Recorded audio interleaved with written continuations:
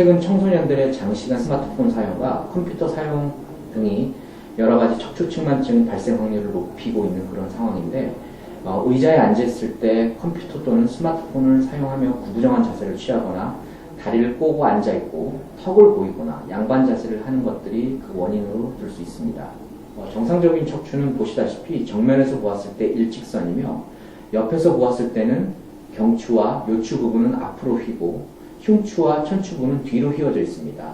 이 척추측만증은 그리스어로 굽었다는 뜻의 스콜리오시스에서 유래한 말로 일반적으로 정면에서 보았을 때 옆으로 휜 것으로 생각하게 되는 경우가 많지만 실제로는 이렇게 단순한 2차적인 기형이 아닙니다.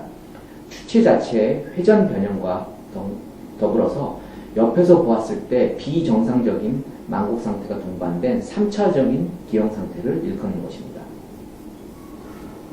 일반적으로 척추측만증은 잘못된 자세와 습관으로 인해서 생기게 되는 경우가 있는데 흔히 이를 기능성 척추측만증이라고 합니다. 하지만 원인을 알 수 없는 특발성 척추측만증과 선천적으로 척추에 이상이 있거나 근육계 질환이 있거나 신경소멸증 등과 같은 다양한 원인으로 발생하는 2차성 척추측만증으로 분류가 됩니다.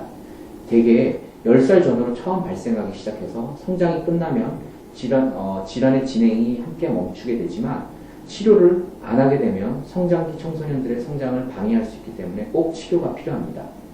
초기에는 외관상 뚜렷한 변화가 나타나지 않기 때문에 진단이 어려운 경우가 많습니다.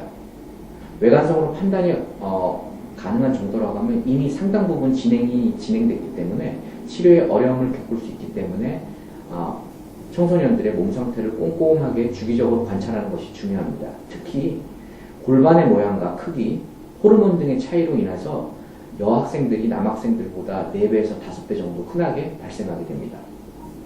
뒷모습을 봤을 때 척추가 반듯하지 않고 휘었거나 일반인에 비해 한쪽 어깨가 올라가 있거나 내려가 있는 경우, 어깨와 골반의 높이가 다르고 한쪽으로 기울어져 있는 경우, 목을 구부정하게 하고 다니는 경우, 특히 여학생 같은 경우에 속옷이 자주 흘러내리는 경우라면 척추측만증을 의심해 볼 수 있습니다.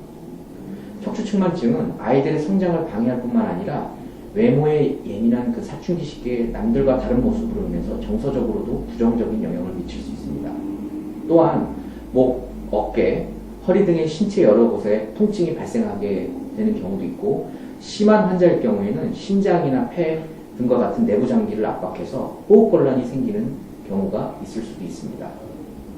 척추측만증의 치료는 다양한 방법으로 이루어질 수 있는데 초기에 발견하게 되면 도수교정치료 등과 같은 재활치료, 보조기, 물리치료만으로 치료가 가능하지만 치료 시기를 놓친 경우, 척추 변형이 심한 경우에는 척추 고정술과 같은 수술적 치료법을 통해 치료를 해야 합니다.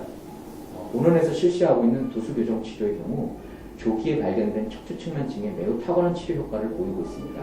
한편 측만증의 각도가 10도에서 20도 정도라면 꾸준한 관찰을 하면서 올바른 자세를 유지하게 하는 것이 중요하고 20도, 40도로 변형된 성장기의 자녀라고 하면 다른 연령층에 비해서 측만이 유연하기 때문에 보조기를 착용해서 치료를 할 수 있습니다. 한편 40에서 50도 이상의 큰 변형을 가진 경우에는 환자의 연령과 성장 기간의 여부 등의 종합적인 판단에 따라 수술 여부를 결정해야 합니다. 척추측만증을 예방하고 치료하는 가장 좋은 방법은 조기 검사와 그에 따른 적절한 치료입니다. 다시 말해서 적절한 치료 시기를 놓치게 되면 휘어진 허리를 교정하기가 힘들고 수술로 이어지는 경우가 있기 때문에 부모는 성장기 자녀를 상세히 관찰하는 것이 너무 중요합니다. 또한 바른 자세와 적절한 운동은 허리 건강에 도움이 된다는 것을 알고 이상 소견이 보일 때는 반드시 척추 전문의를 찾아 올바른 진단을 하는 것이 매우 중요하다고 할 수 있겠습니다.